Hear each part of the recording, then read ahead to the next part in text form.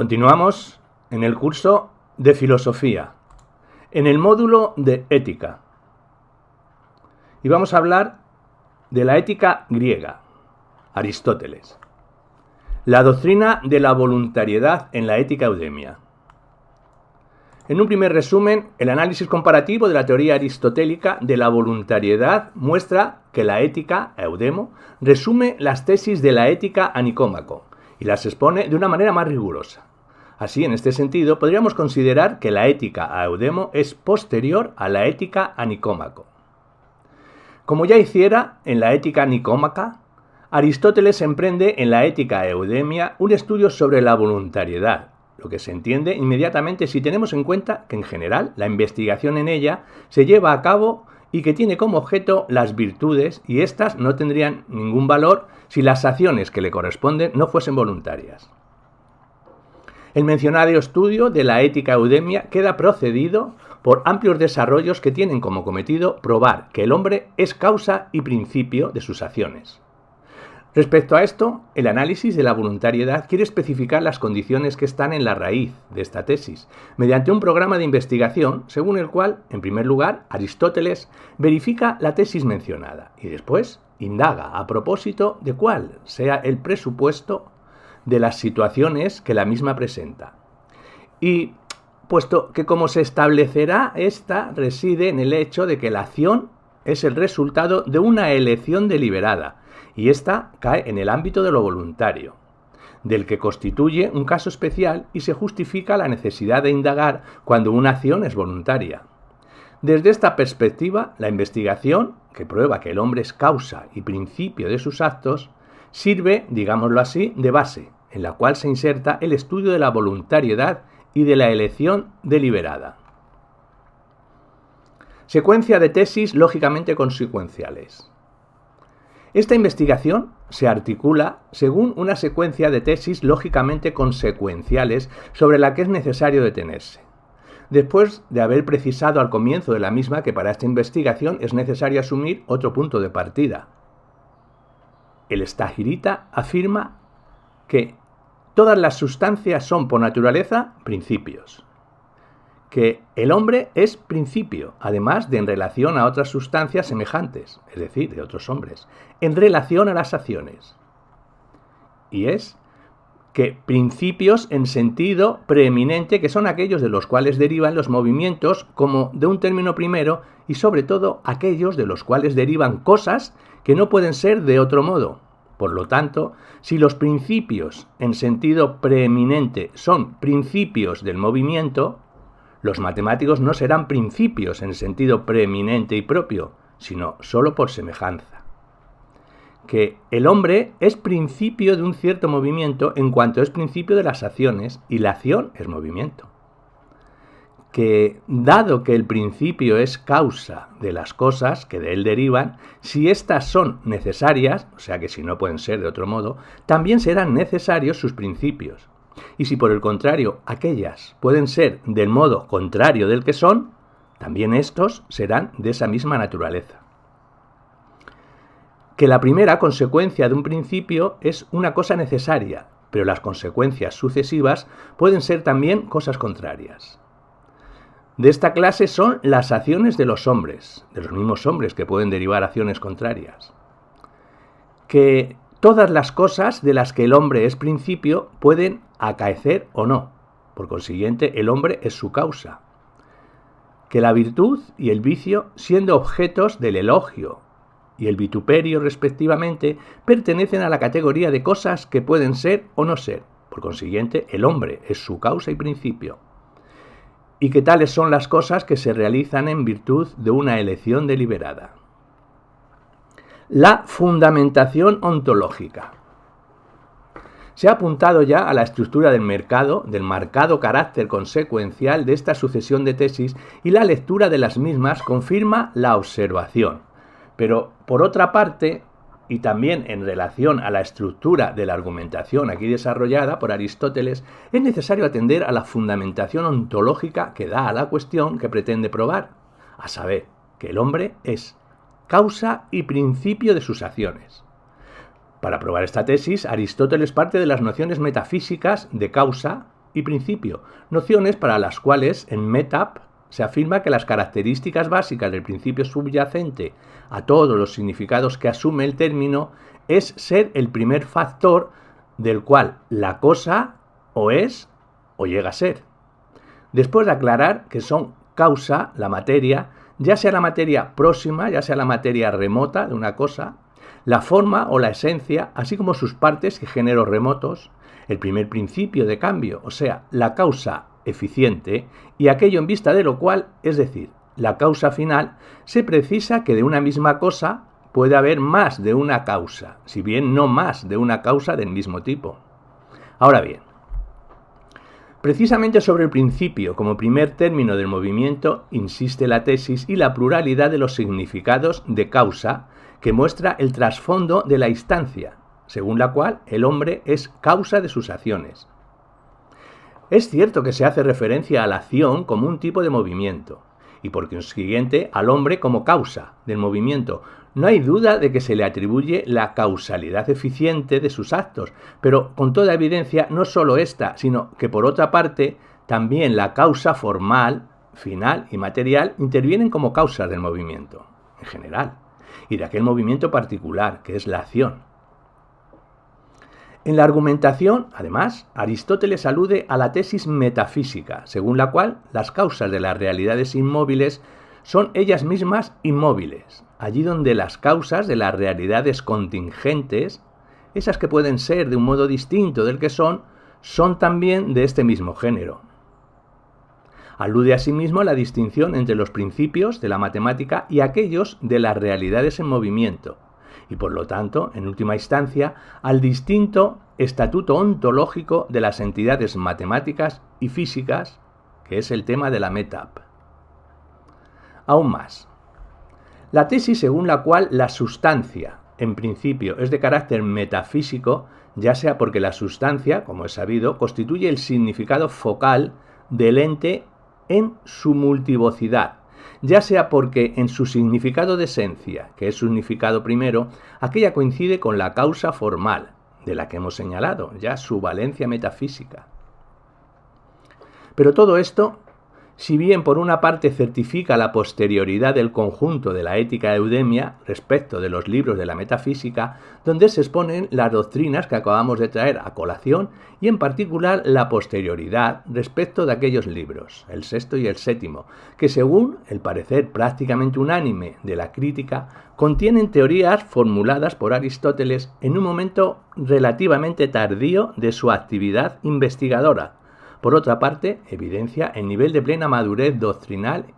y metodológica que ostenta el Stagirita en la composición de este tratado, donde la fundamentación de una tesis ética, el hombre es principio y causa de sus acciones, hunde sus raíces en los análisis metafísicos de las nociones que en ella son utilizadas, precisamente las de causa, principio y sustancia, sin que por ello se transgreda el principio según el cual cada ciencia debe hacer uso de los principios válidos para el género de realidad que estudia, o dicho de otro modo, sin usurpar los principios propios de otros géneros de realidad, evitándose así aquella que contradice la originaria multivocidad del ente. En efecto, la referencia a la valencia metafísica de las nociones puestas en juego en la argumentación que aquí examinamos no implica el que esté haciendo uso en la misma de principios de una ciencia, la ontología, en el ámbito de una investigación de naturaleza moral. Pues una cosa es un principio ontológico, es decir, un principio que tiene valor en el campo de la ontología y sustenta tesis de este tenor, y otra cosa distinta es mostrar cómo el principio de una determinada ciencia, en el caso que nos ocupa, un principio ético, siendo examinado en relación a esa ciencia y ostentando solamente un valor en el ámbito de la misma, y requiere asimismo de nociones de naturaleza metafísica. Tal cosa no complica de ningún modo la aplicación del principio más allá de los límites epistémicos a los cuales está constitutivamente vinculado, es decir, en relación a géneros de realidad ulteriores a aquellos de los que es principio, sino que vale como justificación de aquel proporcionada a un nivel general, al que podemos referirnos con terminología moderna como metateórico, y exactamente a un nivel general que se coloca la ontología, por ser ella misma ciencia del ente en cuanto ente, es decir, del ente en su totalidad. Ahora bien, los principios que intervienen en la argumentación examinada son de naturaleza exclusivamente ética, ya que solo funcionan en esta precisa valencia y para este ámbito de la realidad, a pesar de que a nivel metateórico requieran que se pongan en juego nociones de orden ontológico-metafísico y depositen en ellas, en última instancia, su espesor especulativo. Así pues, el uso de la investigación de la ética eudemia de tal orden de nociones, sin alterar mínimamente el estatus epistemológico de la ciencia ética, evidencia precisamente, además de la madurez doctrinal de Aristóteles ya observada, la adquisición de una plena madurez metodológica. Todo esto, junto a los apuntes precedentes, se relaciona a la fuerte cohesión lógica de la tesis que intervienen en la argumentación y al conocimiento alcanzado de las doctrinas ontológicas propias de la filosofía aristotélica, permite decir que la composición de la ética eudemia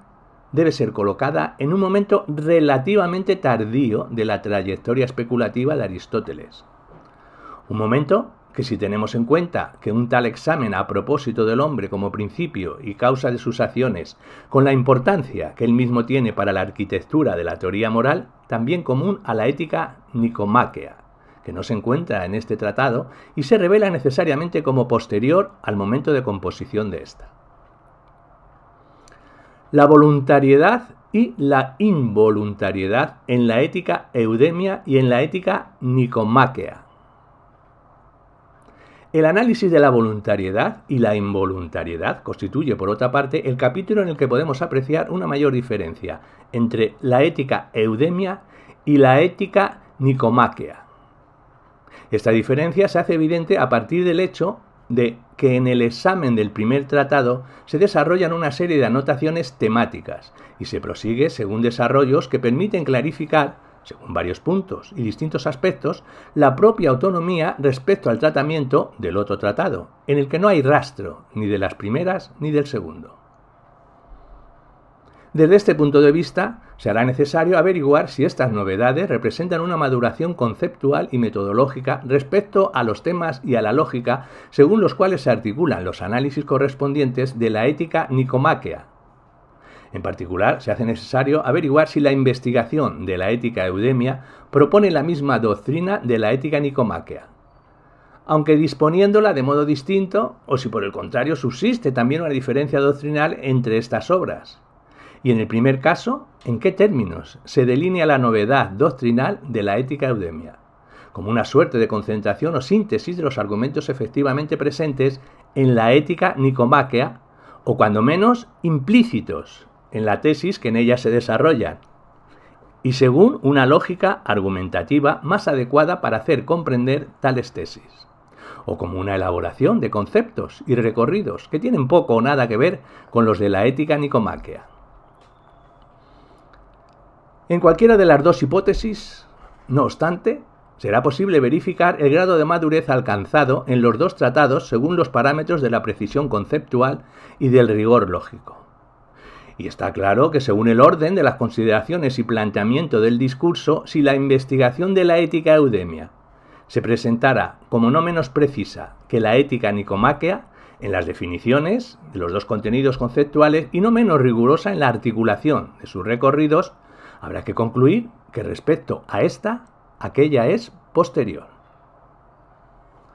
Un plano común. Aún así, las diferencias de método y de contenido a las que nos hemos referido no deben impedir que se observe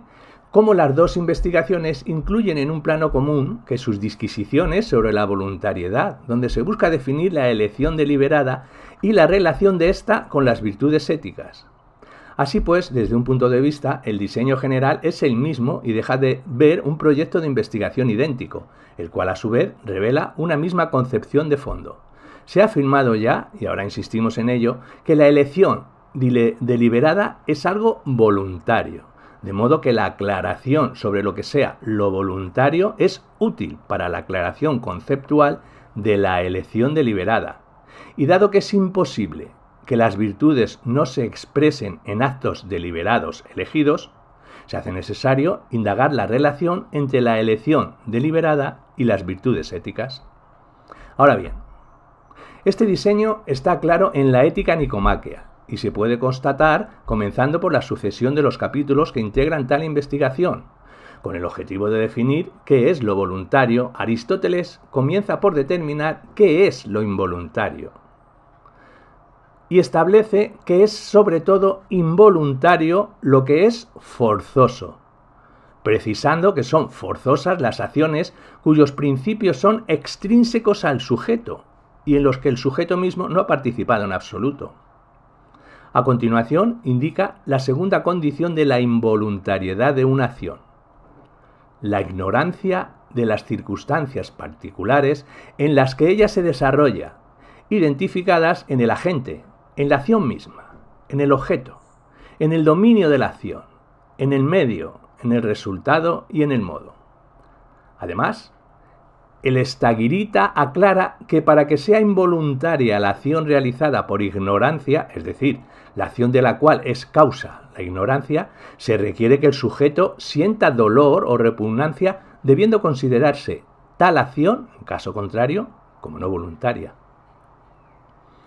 Apunta, por otra parte, que el actuar por ignorancia, es decir, ignorando las condiciones particulares bajo las que se desarrolla la acción, es distinto del actuar ignorando la regla general de conducta, es decir, lo que se debe o no se debe hacer. Pues ignorar esto no implica la involuntariedad de la acción, que en este caso no es causada por la ignorancia, sino por otro factor, como por ejemplo por la embriaguez, la ira, o cuando se hiera o mate a alguien en un tal estado o por tal pasión, que hacen ignorar la regla según la cual no se debe matar, sino solo su carácter malvado. Así definido, lo involuntario precisa que la acción voluntaria es, por lo tanto, aquella acción que tiene su principio en el sujeto, quien no ignora las condiciones particulares bajo las cuales se desarrolla la acción. En este sentido, el estagirita demuestra que las acciones realizadas por apetito o por impulsividad son voluntarias. Así, establecido esto, Aristóteles define la naturaleza y el objeto de aquella acción voluntaria que es la elección deliberada y que aclara en qué consiste deliberar, lo que interviene para definir la elección deliberada como aquello que la diferencia específicamente en el interior del género de lo voluntario. En la Ética Eudemia, el proyecto es fundamentalmente el mismo. En primer lugar, se procede al análisis de la involuntariedad. A continuación, se analiza la voluntariedad. Después, se determina lo que sea la elección deliberada. Y finalmente, se estudia la relación entre virtud ética y elección deliberada. Ahora bien, a pesar de que la concentración de los argumentos en una extensión menor y el distinto modo de ordenar la materia, el rasgo al que hemos hecho referencia anteriormente y sobre el que nos detendremos más atentamente a continuación, hace que en general el tratamiento de estas cuestiones sea menos claro y lineal en su fisionomía total, la cual por ello mismo puede resultar menos visible. Basta con que se explique el esqueleto de la exposición, prescindiendo de los detalles que la cubre, para constatar que se trata de la misma estructura que encontrábamos en la Ética nicomáquea. De este modo, toma forma la hipótesis según la cual la necesidad del compendiar en un mismo diseño general una materia analítica y ampliamente tratada con anterioridad habría inducido al estagirita a disponer la materia misma de un modo diferente respecto a la más amplia presentación anterior, recurriendo asimismo a análisis y argumentos nuevos, pues estos sintetizarán razonamientos extensamente desarrollados en la Ética nicomáquea, y dejando además inexplicados pues quedan solo sugeridos o aludidos, ciertos momentos sobre los cuales, en el seno de una exposición sintética y sumaria y en una presentación esencial de la doctrina, se puede y se debe creer razonablemente que es inadecuado extenderse en mayor medida. Una primera y sustancial diferencia. Una primera y sustancial diferencia se detecta inmediatamente al comienzo del análisis de la ética eudemia y concierne al modo en que en ella se afronta el tema de la voluntariedad. Como se ha señalado, supra, en la ética nicomáquea, Aristóteles comienza a tratar de la voluntariedad determinando cuándo una acción es involuntaria e inmediatamente después de haber constatado la primera condición de la involuntariedad, es decir, la fuerza.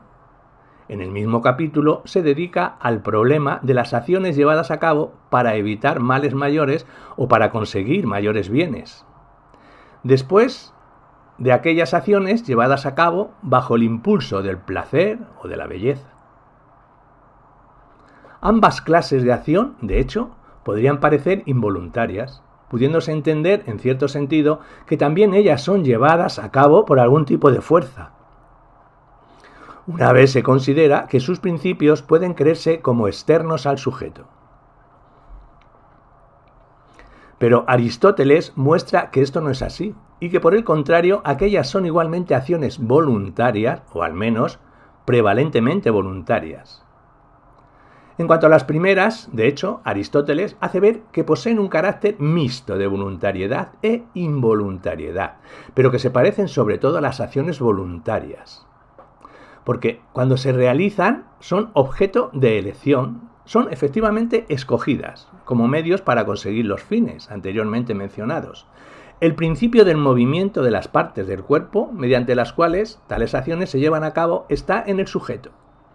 A veces por estas acciones se nos elogia, otras veces se nos vitupera,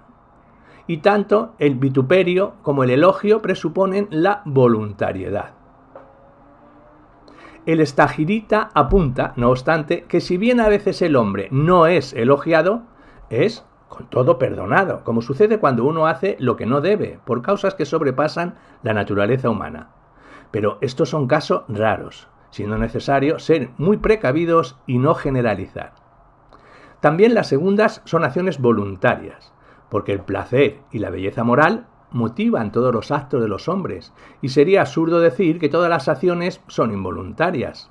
Quien actúa atraído por la belleza o por el placer, actúa con alegría, mientras que el sentimiento característico que acompaña a las acciones llevadas a cabo por la fuerza es el dolor. Es ridículo considerar lo placentero de las cosas vergonzosas como causa de su ser llevadas a cabo, y por el contrario considerarnos a nosotros mismos los principios de las acciones moralmente bellas. Así pues, en la ética eudemia, Aristóteles procede a determinar lo que sea lo voluntario y lo involuntario, en relación a tres opiniones. Una, que localiza lo voluntario en aquello que se adecúa al deseo, y lo involuntario en aquello que es contrario al deseo. Otra opinión según la cual lo voluntario es aquello que es conforme a la elección deliberada, y lo involuntario aquello que se opone a esta. Y una tercera opinión que hace residir lo voluntario en lo que es conforme al pensamiento, y lo involuntario en lo que es contrario al pensamiento.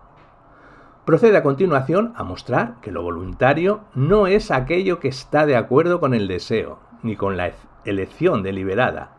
ni lo involuntario con aquello que es contrario al uno y a la otra, para indicar, precisando y afinando la tercera opinión, que aquello que es voluntario es conforme a un cierto pensamiento y a un cierto conocimiento, exactamente a ese pensamiento y a ese conocimiento que tienen como objeto las determinaciones concretas de la acción. Quien actúa,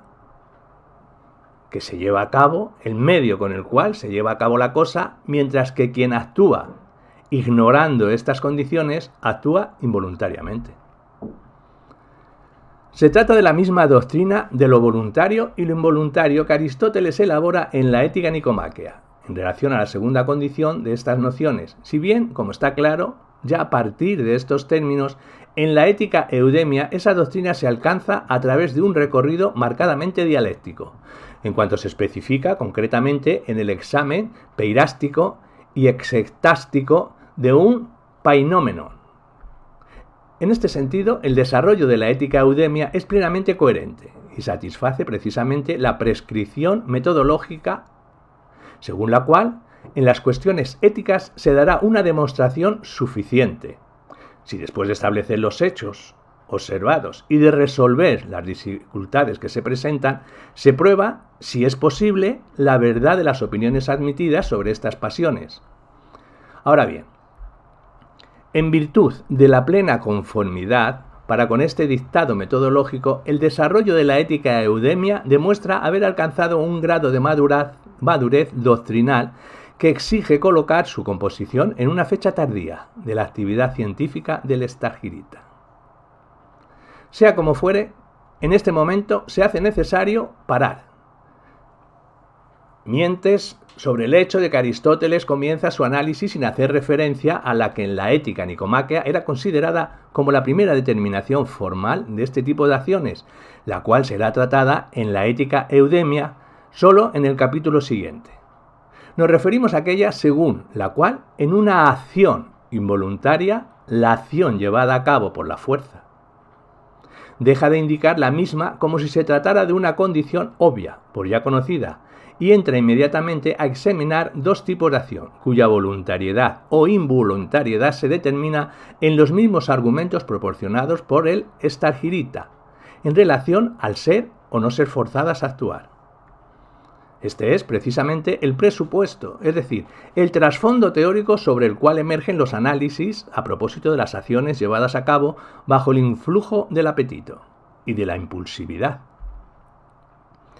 Trayendo a colación, como se ha señalado anteriormente, la opinión común según la cual es voluntaria la acción conforme al deseo o la elección deliberada o al pensamiento, mientras que es involuntaria la acción contraria a una de estas tres determinaciones. El Stagirita precisa que el deseo se distingue en la voluntad, que es deseo racional, en la impulsividad y en el apetito, siendo estas dos últimas deseos irracionales, y procede a demostrar en primer lugar que las acciones llevadas a cabo por apetito pueden ser consideradas tanto voluntarias como involuntarias. A continuación, que la misma situación se da en relación a las acciones llevadas a cabo por impulsividad, con la consecuencia de que lo voluntario y lo involuntario, asumidos específicamente, no pueden identificarse con ninguno de los dos tipos de acciones consideradas desde el momento en que ambas son tanto voluntarias como involuntarias. Finalmente, prueba que lo voluntario no puede tampoco identificarse con lo que es querido. Así pues, en la ética eudemia, Aristóteles empieza a tratar de la voluntariedad y la involuntariedad, examinando dos tipos de acciones para las cuales, y en orden a decidir si son voluntarias o involuntarias, es necesario presuponer aquella primera condición de estas determinaciones, es decir, la fuerza o la ausencia de fuerza, que siendo explícitamente indicada y ampliamente desarrollada en la ética nicomáquea, en la ética eudemia, no es objeto ni de una elaboración expresa, ni tampoco de referencia específica alguna, sino que se obvia como algo ya adquirido y conocido. Y que se deba considerar como algo ya adquirido, lo prueba el hecho de que, como está claro a partir de los argumentos al respecto, solo a partir del presupuesto especificado, a partir de aquella, tiene sentido suscitar el problema de si las acciones llevadas a cabo por apetito o por impulsividad son en cierto modo acciones que implican en su principio fuerza y por lo tanto involuntarias, o no satisfacen en absoluto tal característica, sino que son plenamente voluntarias. Más aún, muchos de los análisis que Aristóteles usa en la ética eudemia para realizar el examen diaporemático a propósito de la voluntariedad y la involuntariedad de las acciones llevadas a cabo por apetito o por impulsividad son muy similares, y algunos incluso idénticos, ya en relación a aquellos con los que en la segunda parte, después de haber definido lo que sea lo voluntario, demuestra la voluntariedad de los mismos tipos de acciones, ya en relación a aquellos con los que individua la fuerza como la primera condición adecuada para considerar una acción como involuntaria y demuestra que las acciones llevadas a cabo para evitar males mayores o para conseguir mayores bienes y las acciones inducidas por el placer o la belleza moral que son voluntarias. Frente a las dos consideraciones hasta aquí realizadas, la hipótesis según la cual la investigación de la ética eudemia es posterior a la ética nicomáquea, de modo que la primera retoma, sintetiza y procede en su propio examen sobre el trasfondo de la determinación formal de la involuntariedad por la fuerza definida en la segunda, hipótesis que ya anteriormente se mostraba dotada de gran plausibilidad y que se refuerza y confirma ulteriormente, dada también la constatación a propósito de la semejanza e incluso identidad de los argumentos con los que en ambas obras se refuta la presunta involuntariedad de acciones aún de tipo diferente.